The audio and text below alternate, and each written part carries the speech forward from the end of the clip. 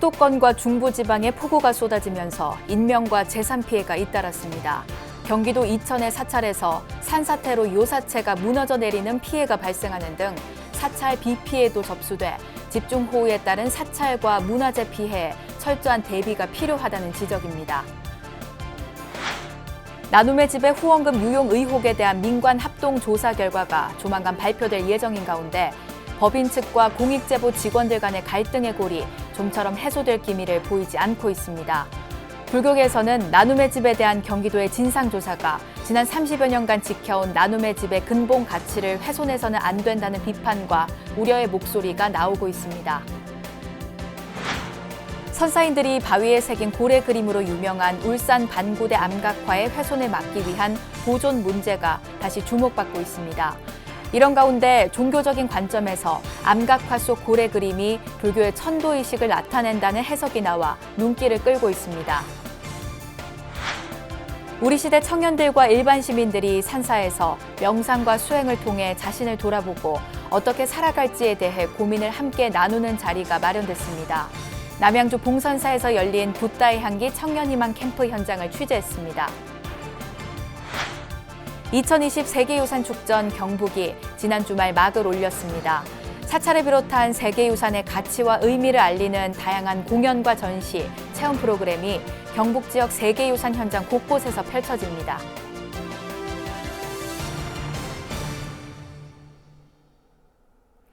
여러분 안녕하십니까? 8월 3일 월요일 BBS 뉴스입니다. 수도권과 중부지방에 폭우가 쏟아지면서 곳곳에서 인명과 재산 피해가 잇따랐는데요. 경기도 이천의 사찰에서 산사태로 흙더미가 경내로 쏟아져 요사체가 무너져 내리는 피해가 발생하는 등 사찰 비 피해도 접수되고 있습니다. 집중호우에 따른 사찰과 문화재 피해에 철저한 대비가 필요하다는 지적입니다. 첫 소식 최선호 기자입니다. 산에서 쏟아져 내린 흙더미로 사찰 앞마당이 아수라장으로 변했습니다. 경기도 이천 장호원의 선각사가 자리한 백족산에서 산사태가 발생해 흙더미가 순식간에 사찰 경내를 덮쳤습니다.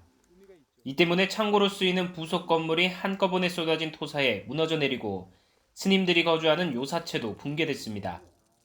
산 위에서 흘러져 내려온 토사는 요사체 내부까지 들어찼고 널브러진 문짝과 가재 도구들이 폭우의 위력을 새삼 실감케 합니다.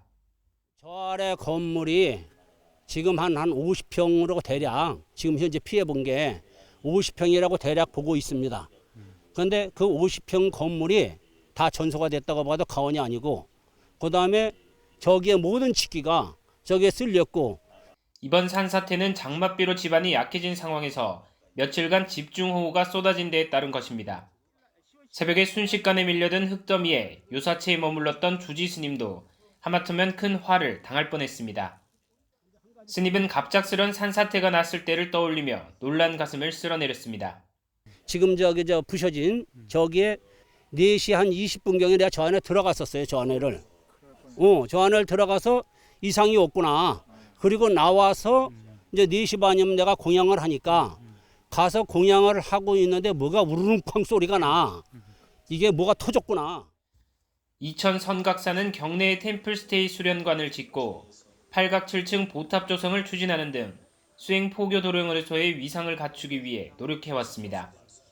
이번 집중호우로 법당 전각 등에는 다행히 피해가 없었지만 요사체 등이 파손돼 당장 수리가 시급한 상황입니다.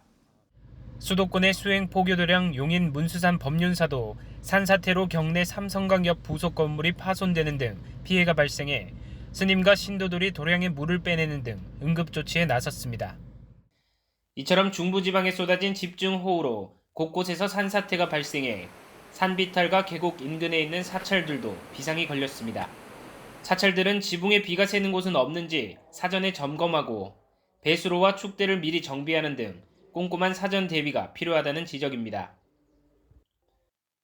BBS 뉴스 최선호입니다. 중부지방에 집중호우가 내려 피해가 잇따르고 있는 가운데 제4호 태풍 하구핏이 우리나라에 영향을 주면서 내일까지 중부지방에 많은 비가 내릴 전망입니다. 기상청은 서울과 경기도, 강원도, 충청도와 경북 일부 지역에 매우 강한 비가 오는 곳이 많다며 시설물 관리와 저지대 침수 피해, 빗길 교통 안전에 각별히 유의해달라고 강조했습니다. 특히 제4호 태풍 하구핏이 북상하면서 내일까지 중부지방을 중심으로 매우 많은 비가 또 내릴 것으로 예보돼 추가 피해가 없도록 철저한 대비가 필요하다고 기상청은 당부했습니다. 경기도 광주 나눔의 집의 후원금 유용 의혹에 대한 민관 합동 조사 결과가 조만간 발표될 예정인 가운데 법인 측과 공익제보 직원들 간의 갈등의 골이 좀처럼 해소될 기미를 보이지 않고 있습니다. 불교계에서는 나눔의 집에 대한 경기도의 진상조사가 지난 30여 년간 지켜온 나눔의 집의 근본 가치를 훼손해서는 안 된다는 비판과 우려의 목소리가 나오고 있습니다. 새로운 국면을 맞고 있는 나눔의 집 사태, 전경윤 기자가 짚어봤습니다. 지난 5월 경기도 광주 나눔의 집 직원 7명이 위안부 피해 할머니들을 위한 후원금이 제대로 쓰이지 않고 있다는 의혹을 제기한 지 어느덧 2달 반. 그동안 경기도는 나눔의 집 법인에 대한 특별 점검과 감사를 벌인 데 이어 최근에는 민관 합동 조사단을 꾸려 후원금 유용과 할머니 학대와 같은 인권 침해 여부 등에 대해 현장 조사를 마쳤습니다. 조사단은 조만간 기자회견을 열고 현장 점검과 서류 조사를 통해 드러난 문제점들에 대해 발표할 계획입니다. 네, 현장 조사 22일 날 서류 저희 다 철수했어요. 확정이 안 나서 브리핑 날짜를 이제 잡고 있는 중이에요. 그러니까 조금만 기다려 보시면 저희 브리핑 날짜나 이런 거는 대외적으로 아마 알림이 갈 것 같습니다. 하지만 불교계 내부에서는 나눔의 집의 후원금 유용 의혹에 대한 경기도의 감사와 조사 과정이 나눔의 집의 근본을 흔들고 훼손하는 방향으로 이루어지고 있다는 비판과 우려의 목소리가 이어지고 있습니다. 특히 경기도가 나눔의 집 이사 11명과 감사 등 13명 전원에 대해 직무 정지 처분을 내린 것은 나눔의 집 운영을 실질적으로 장악한 내부 제보 직원들을 일방적으로 편드는 처사가 아니냐는 지적이 제기됐습니다.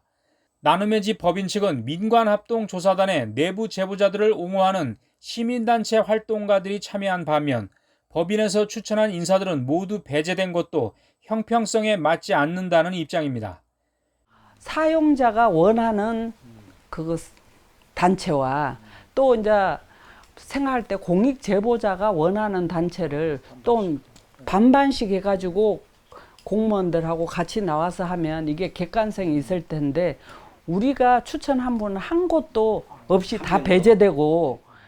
이런 가운데 공익 제보자들은 법인 측이 위안부 피해 할머니 통장을 직접 관리하겠다면서 인수증에 서명을 강요했다는 의혹을 제기했지만 법인 측은 명백한 사실 왜곡이라며 법적 대응에 나섰습니다. 저보고 통장 정리를 해달라고 그걸 주셨어요, 통장을.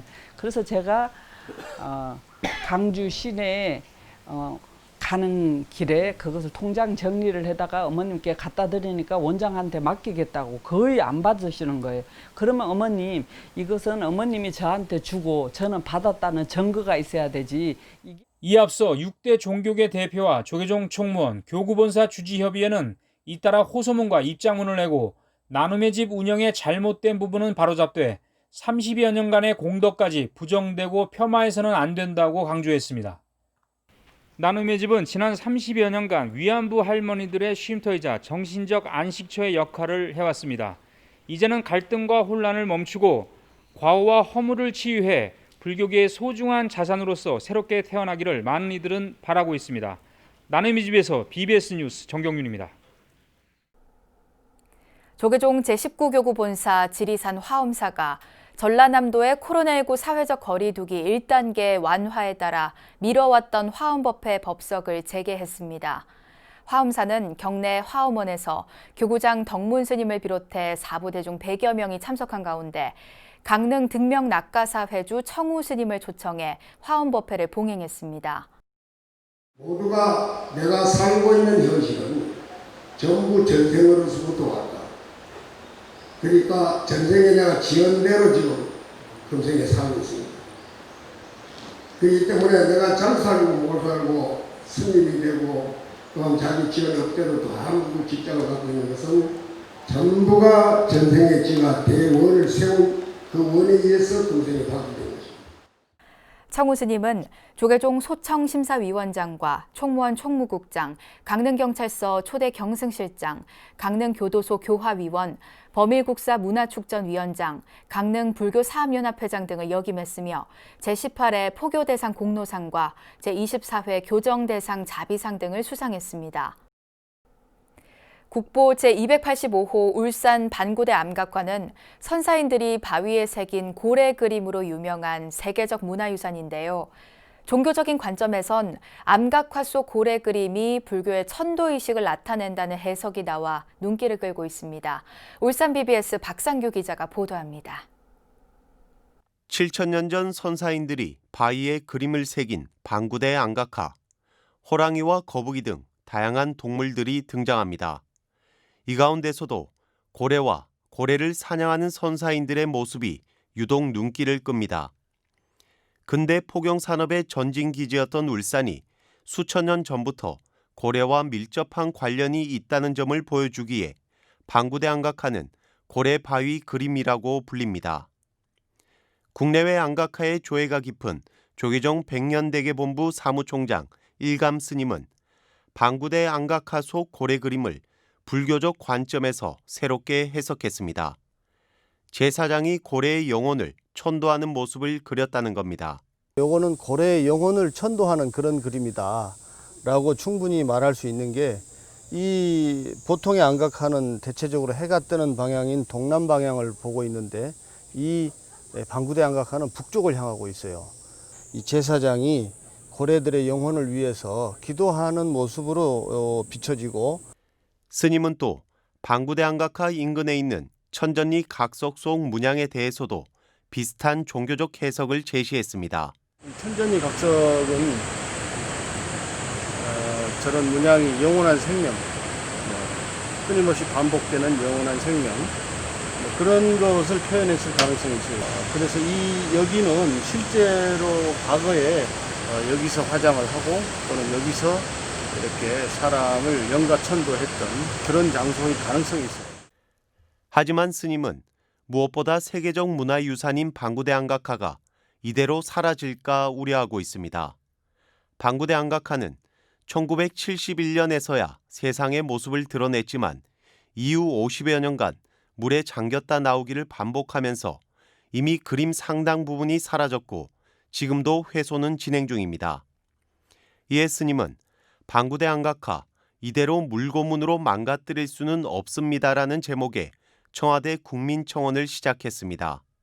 7,000년 전의 문화유산이 이 그림으로 쓴 가장 오래된 역사책이라고 할 수가 있는데, 이것은 사라져버리면 복원이란 있을 수 없는 것이거든요. 그래서 원형이 더 이상 훼손되지 않도록 제가 국민청원을 넣었는데 우리 불자님들도 좀 같이 동참해 주시고, 그래서 고래를 꼭 살려주시기를 바라고. 스님은 오는 26일까지 국민청원을 진행하는 한편 9월 15일부터 21일까지 서울 종로구 아트센터에서 암각화 전시회를 여는 등 반구대 암각화 보존 활동을 이어나갈 계획입니다. 내년 반구대 암각화 발견 50주년을 맞이하지만 앞으로 50년 후엔 어떤 모습일지 걱정부터 앞서는 현실입니다. 울산에서 BBS 뉴스 박상규입니다. 코로나19로 경기 불안과 취업난이 더욱 심해지면서 우리 시대 청년들의 삶은 갈수록 팍팍해지고 있는데요. 청년들과 일반 시민들이 산사에서 명상과 수행을 통해 자신을 돌아보고 어떻게 살아갈지에 대해 고민을 함께 나누는 자리가 마련됐습니다. 남양주 봉선사에서 열린 붓다의 향기 청년희망 캠프 현장을 권송희 기자가 취재했습니다. 여름 산사의 향기와 아름다움이 가득한 템플스테이관에 모여 앉은 청년들. 명상과 수행을 직접 체험해보고 스님들과 고민을 나누기 위해 남양주 봉선사가 마련한 붓다의 향기 청년 희망 캠프에 참가했습니다. 세상을 밝고 바르게 바라보는 눈과 마음을 갖고자 합니다. 3년 전부터 해마다 2번씩 열리는 청년 희망 캠프는 취업난과 불안감 등으로 지친 나날을 보내는 청년이 늘면서 이들을 위한 힐링과 수행 프로그램으로 꾸준한 인기를 끌고 있습니다. 청년들 스스로가 바깥에 기대지 않고 스스로에게서 이제 희망과 용기를 찾아갈 수 있는 길을 제시하고 있습니다. 이번 캠프는 코로나19 상황을 고려해 전체 일정뿐 아니라 참가 인원, 지도 교수진도 이전보다 간소화해 진행했습니다. 이 때문에 가정이나 자신의 공간에 돌아갔을 때 스스로 마음을 다스릴 수 있도록 명상 위주의 체험 프로그램으로 구성됐습니다. 어떻게 해야 될지 좀 당황스럽고 망설이고 있다고 해야 되나? 이런 기분이 있어가지고 그거에 대해서 그리고 어떻게 하면 그거를 잘 해결할 수 있을지에 대한 생각을 좀 하면서 헤쳐갈 수 있었으면 좋겠어요. 사랑해, 힘내자. 척추는 바르게, 몸의 긴장은 풀고, 낯선 반, 기대 반이 뒤섞인 참가자들이 두 눈을 감고 명상을 시작하자 뻣뻣하던 몸과 마음의 긴장이 한순간에 풀리는 것만 같습니다. 한적한 산사에 몸을 맡긴 청년들은 쉬는 명상과 자비 명상 등을 통해 자신감을 회복하고 불교에도 자연스럽게 마음을 여는 계기를 마련했습니다. 머리에서 나오는 생각으로 생기는 그런 고통으로부터 어떻게 자유로워지고 또 이미 이 훌륭한 본성을 조금 더 알게 되는 그러한 명상 방법을 조금 알려드리고 싶어요. 봉선사는 청년의 시선으로 고민을 이해하고 스스로 생각을 정리할 수 있도록 광릉숲 걷기 명상과 소금 만다라 명상, 타종 체험, 연잎밥 만들기 등으로 2박 3일 일정을 풍성하게 채웠습니다. 어디로 가야 할지 우왕좌왕하는 청춘의 시기. 봉선사에서 열린 붓다의 향기 청년 희망 캠프는 20, 30대 청춘들이 차분하게 내 자신을 돌아보고 우리 사회의 고민을 함께 나누는 의미 있는 시간이 됐습니다.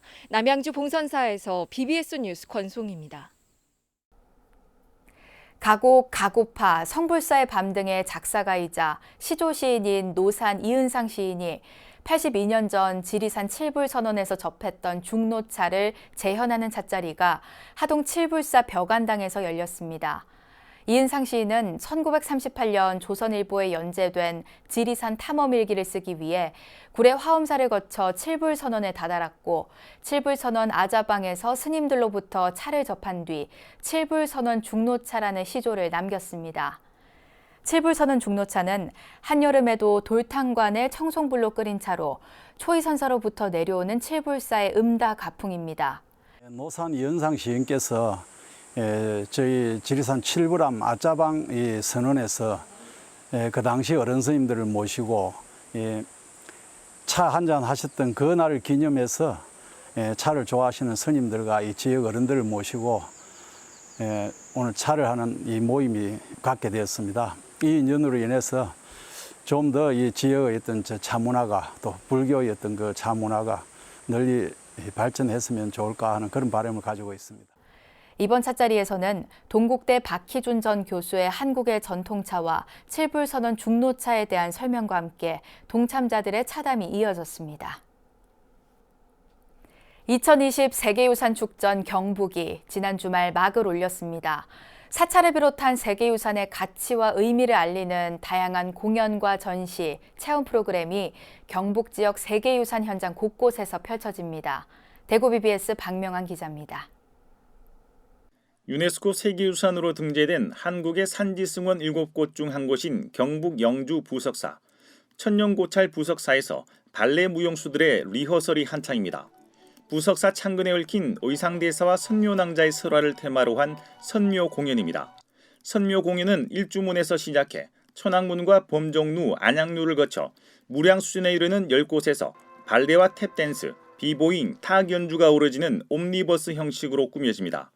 8월 넷째 주까지 매주 토요일 오후 5시 부석사의 석양과 절경이 춤과 함께 어우러지는 장관을 연출할 예정입니다. 발레를 기본으로 하고 있고요. 중간중간에 비보이, 탭댄서 그리고 현대무용 이런 것들이 요소 들어가 있기 때문에 첫 번째 장소에서 무량수전까지 10개의 장소에서 저희가 각색의 공연으로 스토리를 전개해 나갈 것입니다. 경북 영주와 안동 경주에서는 선묘 공연을 비롯해 다양한 공연과 전시 체험 행사가 8월 한 달 동안 2020 세계유산 축전 경북 행사로 펼쳐집니다. 세계유산 축전은 세계유산의 가치와 의미를 널리 알리기 위해서 문화재청이 올해 처음 마련했습니다. 지난달 세계유산에 등재된 서원을 주제로 행사를 개최한 데 이어 지난달 31일 경북 지역 세계유산을 주제로 막을 올렸습니다. 경상북도 도민 여러분, 경주, 안동, 영주 시민 여러분, 또 여기 하회 양동마을 주민 여러분, 문화재청장으로서 여러분들이 얼마나 자랑스럽고 감사한지 모릅니다. 영주에서는 부석사 선묘 공연을 비롯해 소수서원에서 문방사후 특별전과 성리학자 안양선생 영정봉안 재은행렬이 열립니다. 경주 대릉원 봉황대에서는 유네스코 세계문화유산 석굴암을 미디어아트로 재탄생시킨 미디어아트 천년유산전, 종합 퍼포먼스극과 마당극 형태의 신신라오기 공연을 선보입니다. 안동은 하회마을에서 다양한 창작탈과 음악 댄스가 어우러지는 뮤지컬 하이마스크 공연, 공중에 길게 걸어놓은 줄에 불을 붙이는 민속놀이 선유 줄불놀이가 열리고 도산서원에서 퇴계 이황 선생의 도산 12곡을 다양한 장르의 음악으로 재탄생시켜 무대에 올립니다. 이 밖에 안압지와 대릉원 등 경주 지역 세계유산을 둘러보는 야간 걷기 프로그램 달빛 기행이 마련되고 도산서원과 소수서원도 야간 개장을 해 관람객을 맞습니다. 여름 휴가가 본격화하는 8월 한 달 동안 세계유산 축전 경북을 찾는 발길이 이어질 전망입니다. BBS 뉴스 박면입니다. 일본군 위안부 할머니들의 쉼터 나눔의 집의 후원금 유용 의혹을 제기한 내부 제보자들과 나눔의 집 법인 간의 갈등이 이어지고 있는 가운데 경기도가 나눔의 집 운영 전반에 대한 민관 합동 조사 결과를 곧 발표할 예정입니다. 과거의 허물과 과오를 참회하고 반성할 것은 반성하되 이젠 올바른 역사 교육의 현장이자 민족 정신을 지키는 소중한 자산으로서 나눔의 집이 다시 일어설 수 있도록 모두가 힘을 모아줘야 하겠습니다. 이상으로 8월 3일 월요일 BBS 뉴스를 마칩니다. 여러분 고맙습니다.